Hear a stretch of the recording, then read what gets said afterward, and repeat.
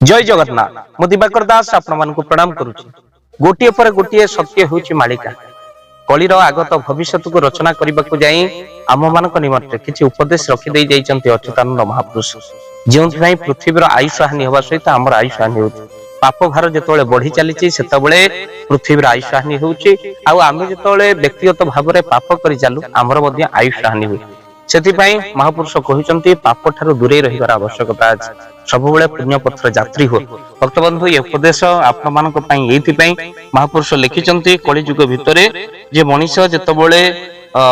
भूल बाटरे जाए सेतबेले ता आयुष्य हुए ए कथा मु कहूनी महापुरुष लिखुचंती कोन कहिले कि भली भाबरे मनीष पाप करि चलिबो बोले जिह्वा लाल सारे पड़ी जिह्वा लाल सारे पड़ी खाइबे मांस जे अग्नि रे पोड़िलो जाई फूल पूर्ण होइब पापर पेड़ी पूर्ण होइब पापर पेड़ी जेतोले बारंबार जीव हिंसा चलिबो झियो बाघर 2 क्विंटाल चिकेन मटन जीव हत्या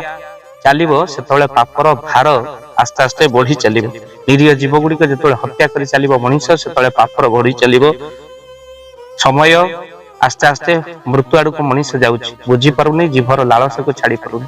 ए जीव आहार लंपटे बंधन भव सिंधु तटे भागवत जो कहले किंतु ये आहार लंपटा एभली भाव में मनुष्य को जे घेरी जाइछि आहार लंपटा को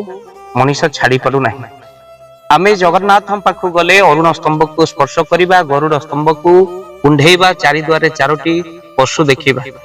भक्तबंधु सबुथर कई गोटे कथा ये अधम कहे आपण मानकू चारि द्वारे चारोटी पशु 2टी पक्षी रहिबार कारण जगन्नाथ संस्कृति कहती पक्षी को कुंढेइबासी गरुड़ को आमे कुंढौ जेतबेले पक्षी पशु प्रति आमर श्रद्धा रहिबो सेतबेले जगन्नाथ कृपा आम ऊपर रहिबो आ निरीह जीव को हत्या करिले आमे मध्य कोन ना पाप भागी हो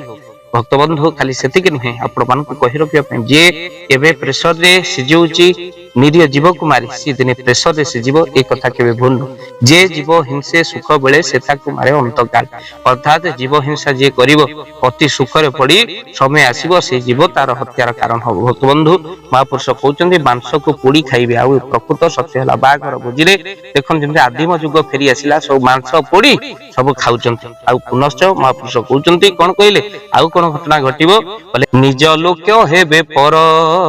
निज लोक हेबे पर निज इच्छा मते बरिबे बर लो जाई फूल अति स्वार्थवादी हेबे नर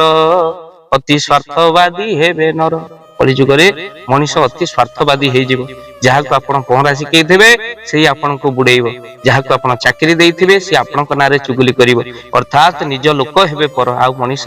कलिजुग भितर एमिति समय आसीबो झियो माननकू आउ बापा मां माने तांको पई बर खोजिबा को पड़िबोनी झियो माने निज इच्छा रे बर खोजिबे की समय हे गला देखल से पवित्र शब्द निर्बंध पाड़े गला एबे लक्ष लक्ष टंका खर्च रिंग सेरेमनी एबे झियो को आगरु देखाबे कहा जाए पुराण जगत रे दशरथ राजा सुमित्रा को थरे रथ रे दर्शन करथिले बेली अपुत्रिक दोष लागितला एबे लक्ष लक्ष टंका केवल विवाह पूर्व आमे खर्च करूचे आउ जोथि पई जो सभ्यता हमर संस्कृति हमर नष्ट हे जाउची चतुर्थीर होम कर्म परे झियो पुओ बा स्वामी स्त्री उभय मुख दर्शन करूथिले किंतु समय कोन पड़े गला एबे जो भली भाव रे अपसंस्कृति एबे कोन गोटे बंधुक माइलानी मु देखुतिली वीडियो रे भक्त बंधु काहेकि कथा आपण मान को कहूची कलिजुग भितर एभली घटना हबो महापुरुष अति कलिजुग रे स्वार्थवादी हे जीवे नर पाश्चात्य संस्कृति भितर को पसी मनुष्यर सभ्यता को नष्ट करि दब एबे चलिलानी गोटे प्री वेडिंग जो सभ्यता आम उत्कलीय संस्कृति आम परंपरा विवाह पूर्व स्वामी स्त्री मिसी केक काटिबे संपर्क कटाकटी आरंभ होउची जो संपर्क जोड़ा जोड़ी आरंभ होता है कटाकटी आरंभ होची भक्तबंधु महापुरुष लिखिथिले एभली कलिजुग रे हबो आ जो भली स्वार्थ सरीगला परे मनीष पादरे फिंगी दो मनीष आ संपर्क कटि जिवो आगो कालर संपर्क व्यवहार करथिबा बासन भली हेउतला बासन थिला सेदिन कंसार जो गोटा की लॉन्ग लास्टिंग थिला कंसा बदली गला तापरे आसिला लौह बासन जहा मध्य बदली हे परिला एबे बासन चलची यूज एंड थ्रो बासन खाई दियो फोपाड़ी दियो आ संपर्क से बड़ी भाबरे स्वार्थ सरीगला परे पादरे फिंगी दे कथा मु को निमा पुरुष कहले बोले मद्यपान करी टोकाए मातिबे थोके हेबे हणा हणी स्वार्थ सरीगले पादे फिंगी देबे पटुता कहिबे बाणी स्वार्थ अच्छी बोली जान जान तापर 35 खंड होई फ्रिज रो मिलिबे जहा हमें देखुचे आ प्रकृत सत्य को अनुभव करूचे। महापुरुष कोन सतरे भूल लिखिचंत आ प्रकृत रे सत्य सत्य मालिका हेउचे। जेतबेले मनीष निज धर्म को मानिलानी जीव हिंसा करि चलला पाप करि चलला और सेही समय भितरे मनीष तो मृत्यु आड़ को यात्री ही चलला बोले सबरो ठिकाना हजिबो कांध मिलिबो नाही संसार रे जागा न मिलिबो चेता पसिबो नाही बोले संसार में मध्य आगो को जागा मिलिबनी भक्तबन लिखि रखंतु आपण ए कथा काहेकि ना संसार एभली भाव रे आगो खब जदि कलिजुग भितरे काहेकि ना मनीष एते जीव हिंसा करूची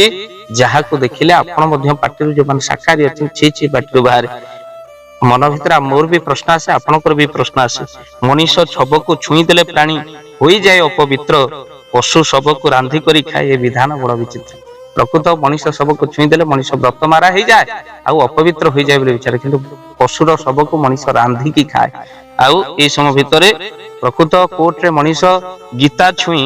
मिछ कहे आउ जतले मद बोतल धरे ता पाटर आपे आपे सत बाहरी जाए आउ गोटे जीवन को आमे केबे देई परिबानी काहे कि गोटे जीवन दबा थरे हृदयर सहित विचार करिवे आउ तो सहित आपण माने मन भितर चिंता करिवे आउ आपण माने कमेंट बॉक्स माध्यम रे लिखंतु जदि आपण माने आमिष को त्याग करिसंती भक्ति दिवाकर चैनल रो प्रभाव आपण को ऊपर पड़िछि कमेंट बॉक्स माध्यम मतामत दियंता संकल्प नियंतु आज ठारू आपण केबे भी जीव हत्या करी भोजन करिवे नाही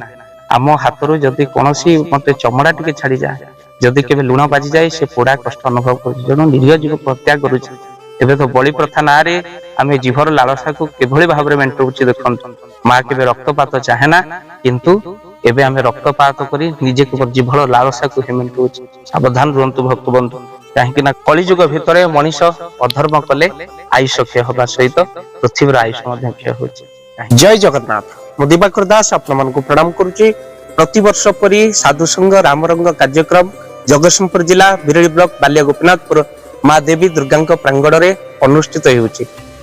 आसंता मे 5 तारिख रु 13 तारिख पर्यंत यह कार्यक्रम अनुष्ठित होउछि। प्रति वर्ष परी ए वर्ष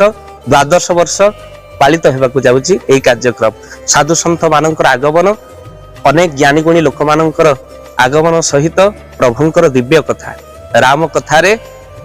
संपूर्ण रूपे आनंद नेबे समस्त भक्त बंधु। आगरु यही कार्यक्रम सरीगला परे हरि कथा कही गोटे वर्ष सुझिबाकू पड़े होइथिबा बाकी बुकर को किंतु आज एका लागुनी एइथि लागुनी काहेकि ना भक्ति दिवाकर चैनल सहित आपण माने जोड़ी होइचंते आपण को सहयोग राशि जदि उक्त कार्यक्रम पे लागिबा पे चाहुचंती तो संगे संगे स्क्रीन रे चालुथिबा नंबर रे आपण माने फोन करंतु आ यज्ञ पे